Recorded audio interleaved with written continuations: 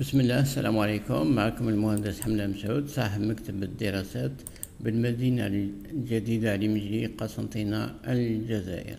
C'est pour vous présenter une étude de murs soutènement intégrée à la structure. Voici le sommaire qu'on a établi et qui comporte 6 paragraphes. On va voir l'état des lieux, l'analyse du sol, un prédimensionnement, le chargement, le schéma statique et le ferraillage du mur. L'état du lieu, voici comment se présente le projet. Donc ici, nous avons notre projet. Ici, le niveau des terres sur une hauteur de 4,08 à une distance de 6 mètres du projet. Là, il y a un entresol entre le projet et le sol. Bon, l'étude du sol est indispensable pour les données du sol. Quant au prédimensionnement, il est prédimensionné comme une dalle pleine. Donc l'épaisseur de notre voile, elle est comprise entre L sur 40 et L sur 25. Et L, donc c'est la profondeur de notre mur, et H, c'est la hauteur du gros béton jusqu'au sommet. Après application, donc on a entre 15 et 20 cm. On va adopter A d'épaisseur 20 cm. Quant au calcul du panneau, il est calculé comme une dalle encastrée sur les 4 côtés. Ici, nous avons les poteaux aux extrémités. À la base, c'est les fondations et au sommet, c'est le plancher. Les dimensions de notre panneau L et H. Quant au chargement, il est chargé par la poussée des terres et une charge d'exploitation au niveau du jardin. Voici le schéma statique qu'on va établir. Donc on va rentrer toutes ces données-là sur le robot et on va lancer les calculs pour finalement tirer les efforts. C'est un panneau qui travaille en flexion simple. Et voici les moments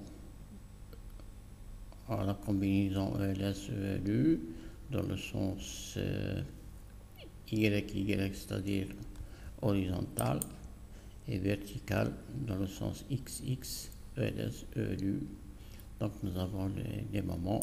Nous avons établi un tableau récap pour déterminer le ferraillage dans le sens des Y et dans le sens des X. Donc nous sommes sortis sur le terrain pour un état des lieux. Nous avons demandé une analyse du sol détaillée et nous avons prédimensionné notre ouvrage. Aujourd'hui, on va voir comment introduire les chargements au niveau de notre ouvrage. On ouvre le menu robot. Voici notre ouvrage. Il s'agit d'un minaret d'une mosquée. Et notre panneau, c'est le panneau 233. Voici notre panneau. Le niveau du sol arrive à ce niveau-là. Il y a une partie qui est réservée à la mosquée pour sous forme de jardin. Donc on va s'intéresser à ce panneau-là, on va l'isoler.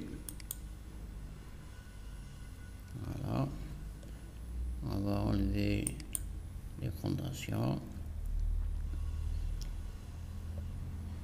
Ici, au niveau de notre étude, nous avons introduit dans les charges la poussée ici, c'est le numéro 16. On va zoomer.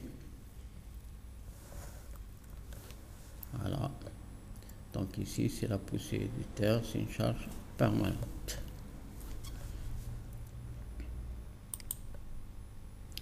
Pour voir la charge, donc on clique sur poussée et on va cliquer ici sur symbole de charge. Voici donc notre poussée.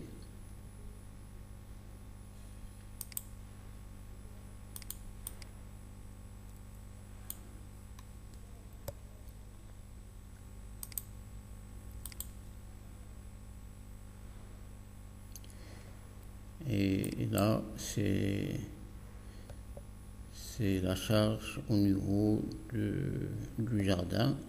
Et là, c'est la poussée des terres. Pour les valeurs, donc nous avons deux valeurs. Une pour la poussée et l'autre pour la charge d'exploitation du jardin. Aujourd'hui, on va voir comment nous avons introduit ces charges au niveau de notre panneau. Donc je vais supprimer cette charge et reprendre à 0. Donc je vais sélectionner propriété de la charge, je vais mettre ici 0. Ajouter, OK, oui. Également la charge d'exploitation au niveau du jardin, je vais la supprimer, donc je la sélectionne, propriété, et je vais également la supprimer.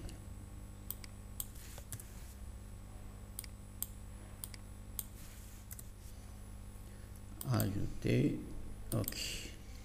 Donc je n'ai plus de charge de poussée. Si je clique ici, il n'y a rien. Voilà.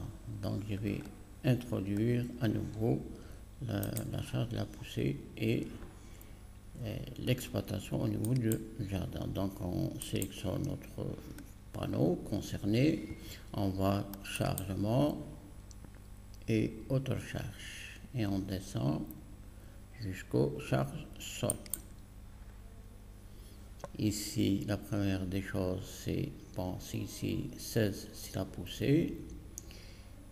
On clique ici pour introduire le numéro du panneau concerné. Donc la poussée est appliquée au niveau de notre panneau seulement. Donc c'est le panneau 233. Et puis on va cliquer sur paramètres. Et là, il faut introduire les données de notre sol sur une profondeur de 4,08. Ici, donc,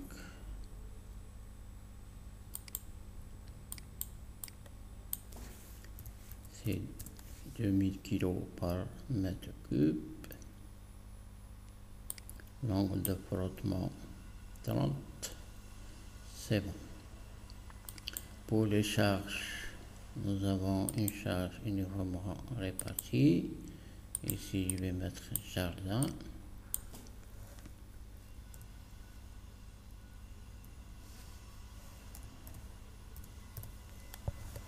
Elle démarre en 0 et la valeur 3,5 kg Pascal.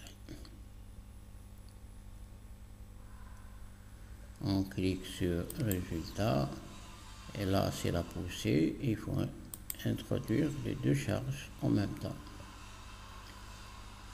Appliquer et appliquer. Voilà, c'est comme ça qu'on introduit les charges de la poussée et les charges d'exploitation au niveau du jardin.